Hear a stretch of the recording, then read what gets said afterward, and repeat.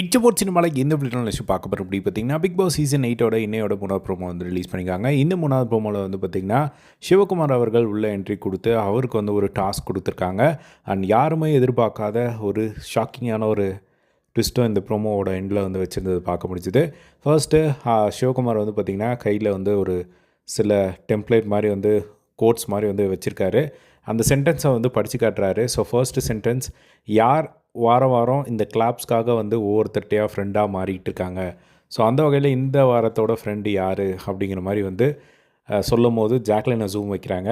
அதுக்கப்புறம் விஷால் ஒரு என்டர்டெய்னர் அப்படின்னு சொல்லிட்டு அவருக்கு ஒரு என்டர்டெயின்மெண்ட் தேவைப்படுது அப்படிங்கிற மாதிரி சம்திங் சொல்லிவிட்டு விஷாலை வந்து ஒரு விஷயம் வந்து சொல்கிறாங்க. அதுக்கப்புறம் அறம்னு சொல்லி எங்கள் எல்லாரையுமே அறுக்கிறியே, நீ வந்து அறத்தோடு தான் இருக்கிய, இன்னுமா நம்பிக்கிட்டு இருக்க அப்படிங்கிற மாதிரி சம்திங் வந்து சொல்லி முத்துக்குமரனை வந்து சொல்கிறத வந்து பார்க்க முடியுது.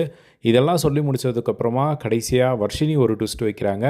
ஸோ நாங்கள் உள்ளே வந்திருக்க கண்டஸ்டன்ஸ் எல்லாருமே சேர்ந்து இந்த வீட்டிலேருந்து ஒருத்தரை மிட் வீக் எவிக்ஷன் பண்ண போகிறோம் அப்படிங்கிற ஒரு ஷாக்கிங்கான விஷயத்தை வந்து போட்டு உடைக்கிறாங்க. ஸோ யாருமே எதிர்பார்க்காத ஒரு விஷயம். ஸோ எனக்கு தெரிஞ்சு இந்த சீசன்லேயே உருப்படியாக பண்ண ஒரு சில விஷயங்களில் இந்த வாரம் தான் நினைக்கிறேன். ஸோ நிறைய இன்ட்ரெஸ்டிங்கான விஷயங்கள் வந்து நடக்கிறத வந்து பார்க்க முடியுது. ஸோ எப்படி போக போகுது அப்படிங்கிறத பார்க்கலாம். ஸோ அது உண்மையாக சொல்கிறாங்களா இல்லை சும்மா சொல்கிறாங்களா அப்படிங்கிறதையும் வெயிட் பண்ணி வந்து பார்க்கலாம். இதை பற்றி உங்களோட ஒப்பீனியன் கமெண்ட் பாக்ஸில் ஷேர் பண்ணுங்கள். இதே மாதிரிலாம் பிக் பாஸ் அப்படி தெரிஞ்சுக்க நம்மளோட சேனலை சப்ஸ்கிரைப் பண்ணி சப்போர்ட் பண்ணுங்கள். தேங்க்ஸ் ஃபார் வாட்சிங்.